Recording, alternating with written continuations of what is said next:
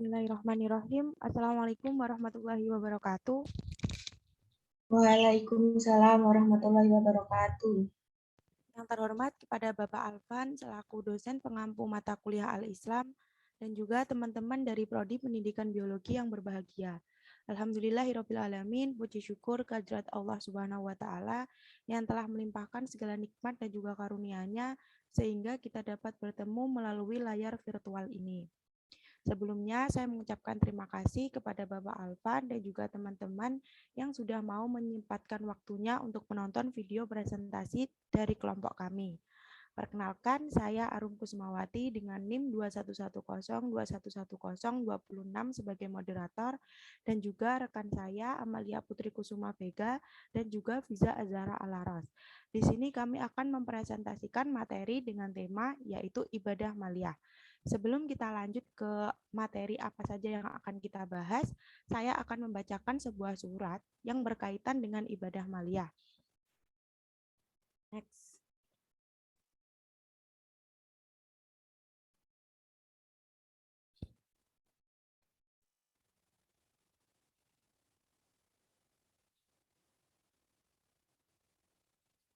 Surat tersebut terdapat pada surat Al-Baqarah ayat 125. A'udzu billahi minasyaitonir rajim. Bismillahirrahmanirrahim. Yas'alunaka madza yunfikun. Qul ma anfaqtum min khairin falil walidaini wal aqrabina wal yatama wal masakini wa banis sabil.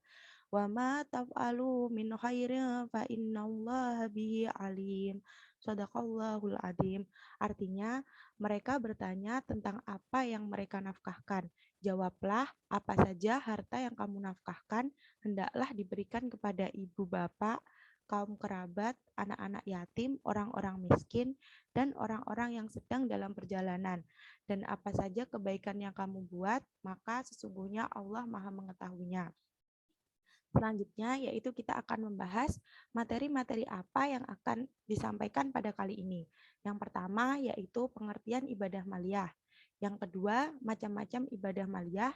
Yang ketiga, hikmah ibadah maliyah. Yang keempat, urgensi ibadah maliyah. Dan yang kelima, yaitu makna spiritual ibadah maliyah bagi kehidupan sosial. Langsung saja untuk materi yang pertama, yaitu pengertian ibadah maliyah. Next. Nah, apa sih pengertian dari ibadah maliyah itu?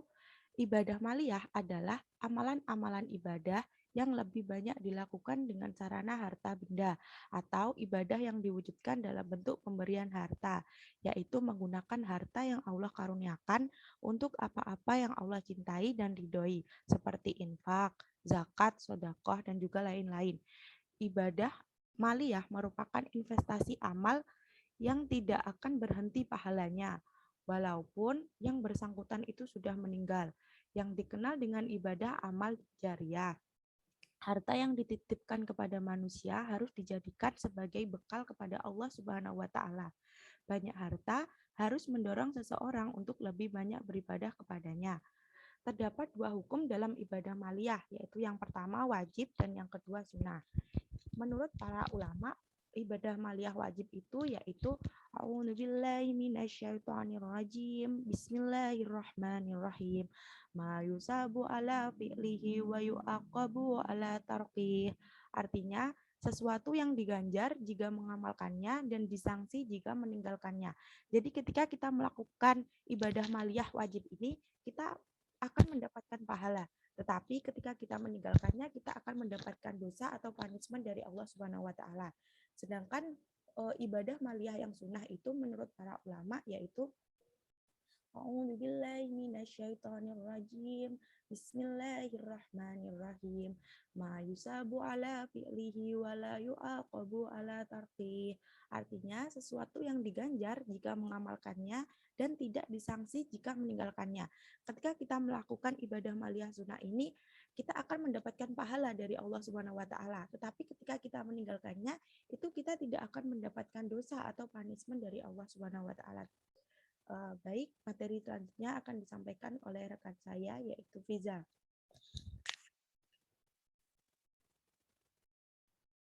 Baik, terima kasih. Materi yang kedua yaitu ada macam-macam ibadah maliyah. Apa saja sih macam-macam ibadah maliyah itu? Macam-macam ibadah maliyah itu ada 9. Yang pertama ada zakat, yang kedua ada infak, yang ketiga ada sedekah, yang keempat ada fidyah, yang kelima ada kifarat, yang keenam ada kurban, yang ketujuh ada akikah, yang kedelapan ada al-hadyu, dan yang terakhir yaitu ada dam. Berikut penjelasan dari macam-macam ibadah maliyah. Yang pertama, zakat menurut istilah bahasa artinya tumbuh, berkat, atau kebaikan. Menurut istilah dari ahli fikih, zakat yaitu artinya kadar harta tertentu yang harus diberikan kepada kelompok-kelompok tertentu dengan berbagai syarat. Sedangkan menurut istilah para ulama, zakat adalah A'udzubillahi minasyaitonirrajim. Bismillahirrahmanirrahim. Ya'ta'u juz'im makhsusim mim malim makhsusim biwado'im makhsus biwado'im makhsus wa ba'diha fi awqatim makhsusatil li mustahiqi, yang artinya memberikan sebagian yang khusus dari harta yang khusus dengan ketentuan yang khusus dan sebagaimana disalurkan pada waktu yang khusus untuk yang berhak menerimanya. Dari artian tersebut, ada 5 unsur utama dalam zakat, yaitu yang pertama, zakat sebagian harta, tidak seluruhnya. Harta yang dizakati adalah harta yang khusus yang telah ditentukan, misalnya dari harta perdagangan. Ada ketentuan yang khusus dalam standar ukuran, misalnya pada zakat perdagangan yaitu 2,5% dari modal. Sebagian zakat didistribusikan pada waktu tertentu seperti halnya zakat fitrah dan zakat emas sebagai simpanan. Zakat hanya untuk mustahiknya sudah ditentukan. Selain itu, zakat merupakan salah satu rukun Islam yang kelima. Hukumnya yaitu fardu ain atau wajib bagi tiap-tiap orang yang cukup syarat-syaratnya. Zakat ini mulai diwajibkan pada tahun kedua Hijriah. Yang kedua ada infak. Infak berasal dari kata nafaqah, yang berarti telah lewat, berlalu, habis, mengeluarkan isi, menghabiskan duitnya atau belajar. Menurut istilah, infak adalah A'udzubillahi minasyaitonirrajim. Bismillahirrahmanirrahim. Ikhrajul malit thayyibi fit ta'ati wal mubahat. Yang artinya mengeluarkan harta yang thayyib atau yang baik dalam ketaatan atau hal-hal yang dibolehkan. Nah, infak dengan zakat ini memiliki perbedaan, yaitu yang terletak pada standar ukuran, waktu, dan mustahik. Jika zakat sudah tertentu sebagaimana 5 unsur utama zakat, maka infak tidak ditentukan standar ukurannya, waktu penunaian, dan mustahiknya. Yang ketiga ada sodakoh. Sodakoh itu berasal dari kata asyidku yang berarti benar dan jujur. Falsafahnya, sodakoh merupakan bukti bahwa seseorang memiliki keyakinan yang benar, jalan hidup yang benar, dan perilaku yang benar. Selain itu, sedekah merupakan manifestasi kejujuran seseorang dalam kepemilikan harta. Jika zakat dan infak sudah ditentukan jenisnya seperti uang, emas, perak, perdagangan, dan hewan ternak, maka sedekah ini tidak demikian. Sedekah boleh dengan menggunakan barang-barang, bisa juga dengan tenaga, pikiran, dan lainnya. Bahkan wajah sumringah dari kita serta senyuman dari kita pun bisa menilai sedekah. Dan yang keempat, ada fidyah. Fidyah yaitu menempatkan sesuatu pada tempat lain sebagai tembusan atau penggantinya, baik berupa makanan atau lainnya. Fidyah juga berarti kewajiban manusia mengeluarkan sejumlah harta untuk menutupi ibadah yang ditinggalnya. Nah, contohnya itu yaitu seperti tidak mampu melakukan puasa seperti karena lanjut usia, yaitu mempunyai sakit yang permanen atau kesembuhannya yang sangat sulit. Dan ada perempuan hamil atau perempuan yang sedang menyusui. Nah, jumlah fidyah ini sejumlah makanan yang dikonsumsi yang bersangkutan pada bulan Ramadan. Setiap hari tidak puasa diganti dengan fidyah, makan sehari untuk seorang miskin. Dan yang kelima ada kifarat. Kifarat ini berasal dari kata bahasa Arab, yaitu kafara, yang artinya terselubung. Kifarat sendiri berarti denda yang harus dibayar karena melanggar larangan Allah atau melanggar janji. Dalam kifarat ada 4 macam. Yang pertama ada kifarat sumpah. Kifarat sumpah ini salah satu cara untuk membayarnya itu dengan memberi makanan 10 orang miskin, yaitu dari makanan yang biasa kita berikan kepada keluarga sendiri. Atau bisa memberikan pakaian kepada orang dan memerdekakan seseorang hamba sahaya. Yang kedua ada kifarat so'um.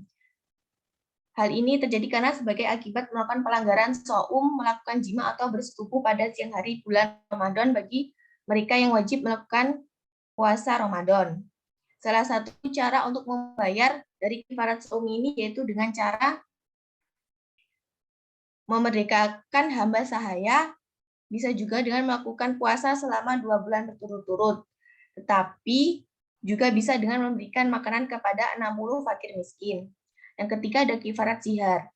Nah, kifarat sihar ini bisa dilakukan karena mengharapkan istri dengan mempersamakan dengan ibu sendiri.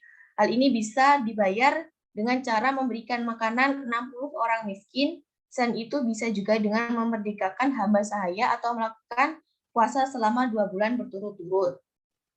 Pelaksanaan atau pemenuhan kifarat zihar ini diwajibkan kepada suami kembali atau melakukan senggama lagi kepada istrinya. Yang terakhir ada kifarat membunuh atau kifarat tak sengaja, yaitu dengan cara memerdekakan hamba sahaya atau diganti dengan puasa 60 hari berturut-turut serta memberikan makanan kepada fakir miskin ditambah dengan kewajiban membayar diat. Dan yang keenam ada udiyah. Udiyah yaitu bisa disebut dengan kurban. Udiyah adalah sebuah kegiatan menyembelih binatang tertentu pada hari raya kurban, yaitu Idul Adha atau hari tasyrik pada tanggal 11, 12, dan 13 Zulhijjah dengan niat taqarrub atau kurban kepada Allah Subhanahu wa taala. Syarat-syarat berkurban atau udiyah yaitu yang pertama, waktu pelaksanaan kurban atau udiyah pada hari raya atau Idul Adha setelah sunnah Idul Adha dan hari tasyrik. Dan yang kedua, binatang kurban ialah bisa menggunakan unta, sapi, kerbau, kambing, biri-biri, atau domba. Binatang tersebut hendaknya tidak cacat. Lalu bulu binatang lebih disukai yang berwarna putih, mulus atau bulu mulutnya. Yang ketiga, sudah berumur 1 tahun. Bila kesulitan mendapatkan binatang berumur 1 tahun, boleh menggunakan kambing jaza'ah yang berumur sekitar 9 sampai 11 bulan, tetapi gemuk, sehat, tanpa cacat. Kemudian, kurban ini dilakukan sendiri setelah usai melaksanakan sholat sunat Idul Adha. 1 ekor kambing berlaku untuk 1 orang 1 keluarga. Yang terakhir, 1 ekor unta atau sapi atau kerbau berlaku bagi 7 orang. Yang ketujuh ada akikah. Akikah merupakan kegiatan untuk menyembelih binatang ternak seperti kambing atau domba dalam rangka menyambut anak yang baru dilahirkan. Akikah ini dilaksanakan pada saat bayi berumur 7 hari, sekaligus dicukur habis rambutnya dan disyiarkan namanya. Apabila pada hari ke-7 tidak bisa dilaksanakan akikah, maka bisa diundur sampai ke hari 14 atau hari ke-21. Dan yang ke-8 ada al-hadyu. Al-hadyu ini melakukan penyembelihan binatang ternak atau domba sebagai pengganti pekerjaan wajib haji yang ditinggalkan atau sebagai denda karena melanggar hal-hal yang terlarang mengerjakan dalam prosesi ibadah umroh atau haji. Al-hadyu ini bisa mencakup segala bentuk penyembelihan binatang yang dilakukan di tanah haram, baik sebagai pemenuhan dam maupun karena hal-hal lainnya seperti nazar dan kurban. Dan yang ke-9, yaitu yang terakhir ada dam.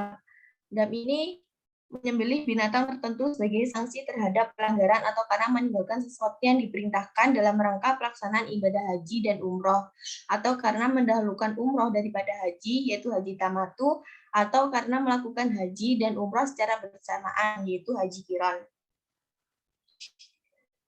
Dam dan al-hadyu ini juga memiliki kesamaan. Dalam suatu al-hadyu bisa lebih umum daripada dam, dan dalam hal lain dam bisa lebih umum dari al-hadyu. Dam dilakukan bukan untuk membuat sesuatu yang rusak atau batal menjadi sah atau yang kurang menjadi lengkap. Dam ini dilakukan sebagai salah satu bentuk ketaatan kepada Allah Subhanahu wa taala, sekaligus juga sebagai salah satu bentuk penghapusan atau kifarat atas pelanggaran dalam pelaksanaan ibadah dan umroh. Baik, materi selanjutnya akan disampaikan oleh Amalia Putri.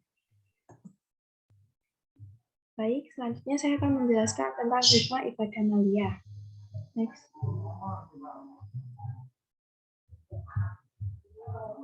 Next.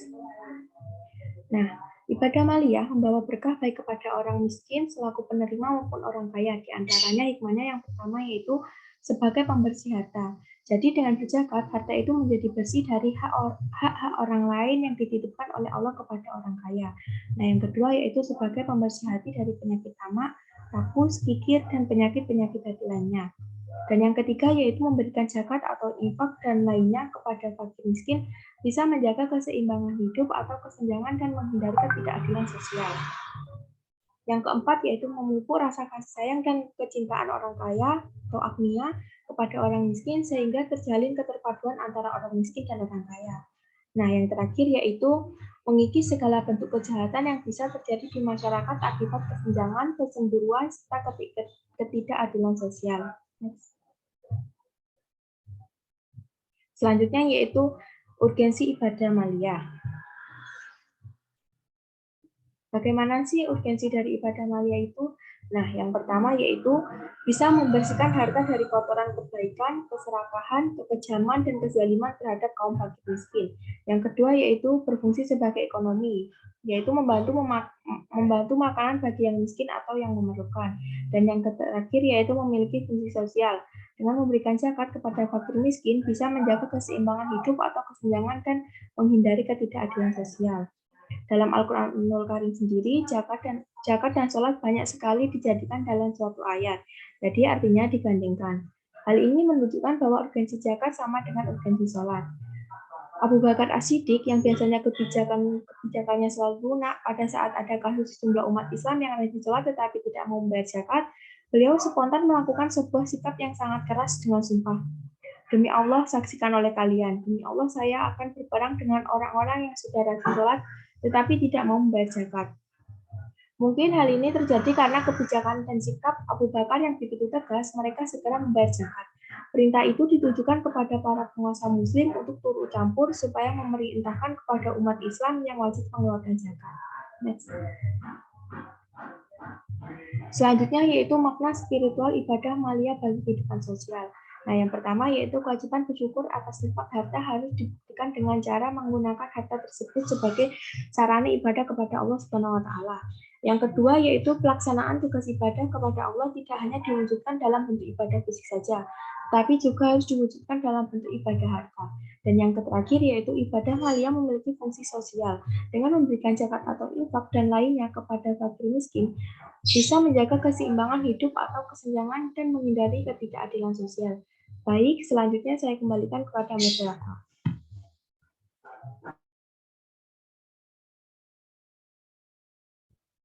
Baik, terima kasih. Setelah kami melakukan pemaparan materi, kami mendapatkan kesimpulan bahwa perintah Allah selalu membawakan berkah dan juga hikmah.